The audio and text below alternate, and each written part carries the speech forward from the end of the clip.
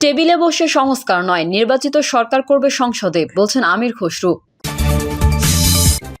কাদের কিভাবে দেশ ছাড়লেন, আইজিপিকে ব্যাখ্যা দিতে বললেন ট্রাইব্যুনাল। কারাগার থেকে ব্যারিস্টার সুমনের চিঠি, বললেন দেখা হবে শিগগিরই। এবং সর্বশেষ জানাবো, সিএনজি বাস শ্রমিকদের সংঘর্ষে তানোরে যানবাহন চলাচল বন্ধ, দুর্ভোগে যাত্রীরা। এতক্ষণ শুনছিলেন সংবাদ শিরোনাম, এবারে বিস্তারিত। তবে তার আগে অনুরোধ থাকবে আমাদের চ্যানেলটি সাবস্ক্রাইব করে বেল আইকনটি ক্লিক করুন। টেবিলে বসে সংস্কার নয়, নির্বাচিত সরকার করবে সংসদে, বলছেন আমির খসরু। জনগণের ম্যান্ডেট নিয়ে নির্বাচিত সরকারি সংসদে পরিপূর্ণ সংস্কার করবে বলে মন্তব্য করেছেন বিএনপির স্থায়ী কমিটির সদস্য আমির খসরু মাহমুদ চৌধুরী। তিনি বলেন, টেবিলে বসে সংস্কারের মতো ভুল ধারণা আর কিছু হতে পারে না। সংস্কারের মালিকানা থাকতে হবে দেশের জনগণের হাতে। সংস্কার হচ্ছে একটি গণতান্ত্রিক প্রক্রিয়া, এটা চলমান। সুতরাং বাংলাদেশের সংস্কার হবে আগামী দিনে সংসদে জনগণের ম্যান্ডেট নিয়ে, সেই সংস্কারই টিকে থাকবে। আমির খসরু বলেন, রাজনীতিবিদদের উদ্দেশ্য খারাপ হলে কোনো সংস্কারই কাজে আসবে না। দলের ঘোষিত 31 দফা বাস্তবায়নে বদ্ধপরিকর বিএনপি। আওয়ামী লীগ দেশকে ধ্বংস করার পরেও যে বাংলাদেশ দাঁড়িয়ে আছে তা জিয়াউর রহমানের সার্বিক সংস্কারের ফসল। কিন্তু গত 15 বছরে সেই অগ্রগতি থমকে গেছে। আগামী দিনে জাতীয় সরকার গঠন করে পরিপূর্ণভাবে 31 দফার বাস্তবায়ন হবে। কাদের কিভাবে দেশ ছাড়লেন, আইজিপিকে ব্যাখ্যা দিতে বললেন ট্রাইব্যুনাল। আওয়ামী লীগের সাধারণ সম্পাদক এবং ক্ষমতাচ্যুত সরকারের সড়ক পরিবহন ও সেতুমন্ত্রী ওবায়দুল কাদেরের গ্রেফতারি পরোয়ানা জারি থাকার পরেও কিভাবে দেশ ছেড়েছেন তা জানতে চেয়েছেন আন্তর্জাতিক অপরাধ ট্রাইব্যুনাল। পুলিশের মহাপরিদর্শককে 15 দিনের মধ্যে এই ব্যাখ্যা দিতে বলা হয়েছে। মঙ্গলবার আন্তর্জাতিক অপরাধ ট্রাইব্যুনালে গণহত্যা সহ মানবতাবিরোধী অপরাধ সংগঠনের অভিযোগে দায়ের হওয়া মামলার শুনানি শেষে সাংবাদিকদের এ কথা জানান চিফ প্রসিকিউটর মোহাম্মদ তাজুল ইসলাম। তিনি বলেন, ওবায়দুল কাদের গ্রেফতারি পরোয়ানা জারির পর বাংলাদেশে 3 মাস ছিলেন। এরপরও তিনি কোথায় কিভাবে ছিলেন এবং কেন তাকে গ্রেফতার করা হয়নি, তিনি কিভাবে পরবর্তী সময়ে বাংলাদেশের সীমানা অতিক্রম করেছেন, এই বিষয়ে আইনশৃঙ্খলা রক্ষাকারী বাহিনীর কাছে একটি ব্যাখ্যা চাওয়া হয়েছে। আগামী 15 দিনের মধ্যে এই ব্যাখ্যা যেন দেওয়া হয়, সেই ব্যাপারে আদালত নির্দেশ দিয়েছেন। চিফ প্রসিকিউটর বলেন, এই আন্তর্জাতিক অপরাধ ট্রাইব্যুনাল একটি জাতীয় ট্রাইব্যুনাল। এটি জাতির আশা আকাঙ্ক্ষা বাস্তবায়নের জন্য এবং ন্যায় বিচার প্রতিষ্ঠার কাজ করছে। এই ট্রাইব্যুনালের আদেশ নির্দেশ যদি কোনো সংস্থা বা বাহিনী না মানেন, তাহলে ধরে নেওয়া হবে তারা রাষ্ট্রের কাজে সহযোগিতা করছেন না এবং আইন অনুযায়ী কাজ করছেন না।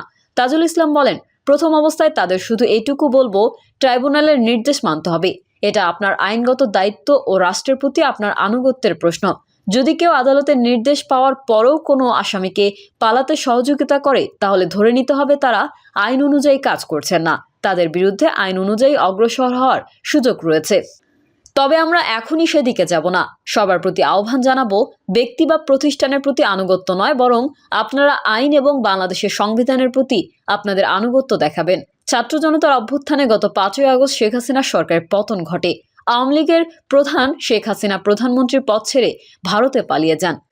বিদেশে পালান তার দলের অনেক নেতা ও সরকারের মন্ত্রী প্রতিমন্ত্রীরাও। এর মধ্যে কিছু মন্ত্রী নেতা গ্রেফতার হন।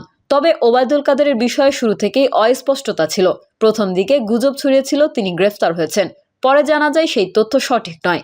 এর মধ্যে সম্প্রতি একটি জাতীয় দৈনিক খবর দিয়েছেন, সরকার পতনের পর 3 মাস ওবায়দুল কাদের দেশেই ছিলেন, পরে তিনি বিদেশে চলে যান। কারাগার থেকে ব্যারিস্টার সুমনের চিঠি, বললেন দেখা হবে শিগগিরই। বৈষম্য বিরোধী আন্দোলনের পর বিভিন্ন মামলায় কারাগারে থাকা হবিগঞ্জ 4 আসনের সাবেক এমপি ও social media celebrity barrister Syed Saidul Haque Sumon Kashimpur কারাগার থেকে 2টি চিঠি লিখেছেন। একটি তার মাকে উদ্দেশ্য করে, অন্যটি বোন, এক ভাই ও বোন জামাইদের উদ্দেশ্য করে লেখা। মঙ্গলবার সন্ধ্যায় তার লন্ডন প্রবাসী ভাই সৈয়দ সোহাগ হক তার ফেসবুক আইডিতে সেগুলো শেয়ার করেছেন।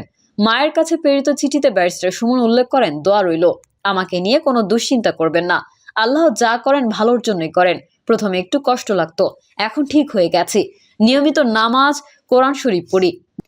বাংলা তর্জমা করা কোরআন পড়তে অনেক ভালো লাগে। আপনি নিজের শরীরের প্রতি খেয়াল রাখবেন। সারা জীবন আপনাকেই বেশি কষ্ট দিছি। অনেক মোটা বাচ্চা হওয়ার কারণে আমার জন্মের সময় আপনাকে কষ্ট দিছি। এই 45 বছরে এসেও আপনার টাকায় আমার পরিবারের বাসা ভাড়া হয়। এর চেয়ে আর বেশি কি এক মায়ের কাছ থেকে আমি নিতে পারি? আপনার জন্য দোয়া রইল। যে বয়সে আপনাকে আমার সেবা করার কথা সেই বয়সে বরং আপনারাই আমার পরিবারকে দেখতেছেন। আল্লাহর কাছে আপনার জন্য সুস্থ ও লম্বা হায়াতের জন্য দোয়া চাই। সুমন বোন, ভাই ও বোনের স্বামীদের কাছে লেখা চিঠিতে তিনি উল্লেখ করেন, আমার জন্য কোনো চিন্তা করো না, রাজবন্দী হিসেবে জেলে আছি, কোনো চোর বা দুর্নীতির হিসেবে নয়। আমার কারণে তোমাদের কোনো অসম্মান হোক এটা কখনো চাইনি, আশা করি আল্লাহর রহমতে হবেও না। চিঠিতে তিনি আরও উল্লেখ করেন, অনেকে বলে আপনার কি সম্পদ আছে, দীর্ঘদিন জেলে কিভাবে খরচ চালাবেন? আমি উত্তর দিই, আমার বেশি সম্পদ না থাকলেও 5টি বোন আছে, একটা ভাই আছে, এটাই আমার বড় সম্পদ। শুধু জেলে কেন, আমি পৃথিবীতে না থাকলেও আমার কোনো আফসোস নেই। বোনেরা আমার পরবর্তী প্রজন্মের জন্য তোমাদের চেয়ে ভালো অভিভাবক আর কেউ হতে পারবে না। তোমাদের জন্য অনেক অনেক দোয়া রইল। ভালো থেকো তোমরা সবাই। আল্লাহ চাইলে দেখা হবে শীঘ্রই। কাশিমপুর কারাগার থেকে ব্যারিস্টার সৈয়দ সাইদুল হক সুমনের ভাই লন্ডন প্রবাসী সৈয়দ সোহাগ বলেন, তার মা ও বোনেরা দেশে ও প্রবাসে আছেন। কারাগার থেকে পাওয়া চিঠি সোশ্যাল মিডিয়া ও হোয়াটসঅ্যাপের মাধ্যমে সবাই পেয়েছেন। আমরা সকলেই আজ আবেগে আপ্লুত। তবে ব্যারিস্টার সুমন তার জীবনের সকল সাফল্য অর্জন মানুষের কল্যাণে ব্যয় করেছেন, কোনো অনিয়ম ও দুর্নীতি করেনি। আশা করি আইনি প্রক্রিয়ার মাধ্যমে সে শিগগিরই জনতার মাঝে ফিরে আসবে। সিএনজি বাস শ্রমিকদের সংঘর্ষে তানোরে যানবাহন চলাচল বন্ধ, দুর্ভোগে যাত্রীরা। সিএনজি চালক ও বাস ড্রাইভার আর শ্রমিকদের সংঘর্ষের সূত্র ধরে রাজশাহীর তানোর রুটে 2 দিন ধরে বন্ধ রয়েছে যানবাহন চলাচল। গত সোমবার থেকে আজ মঙ্গলবার পর্যন্ত কোনো ধরনের বাস কিংবা সিএনজি এই রুটে চলাচল করতে দেখা যায়নি। ফলে চরম দুর্ভোগে পড়েছেন যাত্রীরা। অভিযোগ ও তথ্য অনুসন্ধানে জানা গেছে, গত 25শে নভেম্বর থেকে তানোর রুটের পাবা উপজেলার বাগধানী নামক স্থানে সিএনজি চলাচল বন্ধ করে চালকদের মারধর করে বাস মালিক আর শ্রমিক সংগঠনের লোকজন। এতে নিরুপায় হয়ে সিএনজি চালকরা জেলার পবা থানার ওসি, জেলার এসপি আর ডিসি বরাবর অভিযোগ দেন। এছাড়া দায়িত্বপ্রাপ্ত সেনাবাহিনীকে অবহিত করেন সিএনজি চালকরা, কিন্তু এতদিনেও কোনো সুরাহা হয়নি। ফলে সিএনজি বন্ধ থাকায় পরিবার পরিজন নিয়ে সংসার চালাতে গিয়ে পথে বসেছেন চালকরা। সোমবার দুপুরে তানোর ফায়ার সার্ভিস ও থানা মোড়ে উভয়ের মধ্যে মারামারির ঘটনা ঘটে। ফলে অন্তত 5 জন বাস শ্রমিক আহত হন। আহতরা হলেন বাস চালক স্বপন আলী, বাবর, শাহিন, নুরুজ্জামান ও সুপারভাইজার জিয়া। পরে আমনুরা থেকে ছেড়ে আসা বেশ কয়েকটি বাস থানা মোড়ে অবস্থান নিলে হইচই করে ড্রাইভার ও হেলপাররা। এহেন পরিস্থিতিতে বাস শ্রমিকের পক্ষ থেকে থানায় অভিযোগ দেওয়া হয়।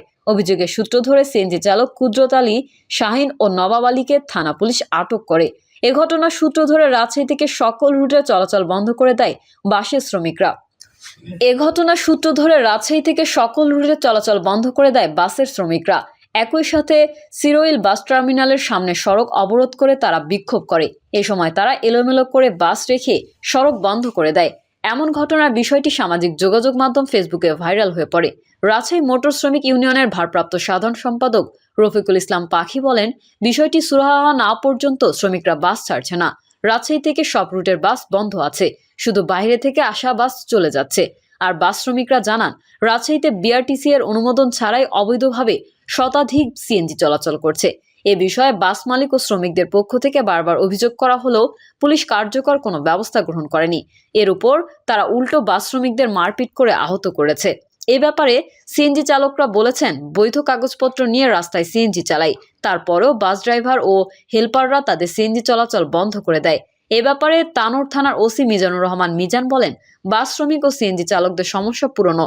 এরা শহরে গেলে তাদের সিএনজি আটকানো হয়। এরা তখন তানোরে বাসের চালক ও হেলপারদের দাপট দেখায়। যাত্রী নামিয়ে নেওয়ার জোর ধরে তানোর ফায়ার সার্ভিস মোড়ে এই মারামারির ঘটনা ঘটে। এ ঘটনায় 3 জনকে আটক করা হয়েছে বলে জানান ওসি। প্রিয় দর্শক, এই ছিল এখনকার সর্বশেষ সংবাদ। আপডেট সংবাদ পেতে চ্যানেলটি সাবস্ক্রাইব করে বেল আইকনটি ক্লিক করুন। কমেন্টে আপনার মতামত জানিয়ে আমাদের সাথেই থাকুন। ধন্যবাদ সবাইকে। আল্লাহ হাফেজ।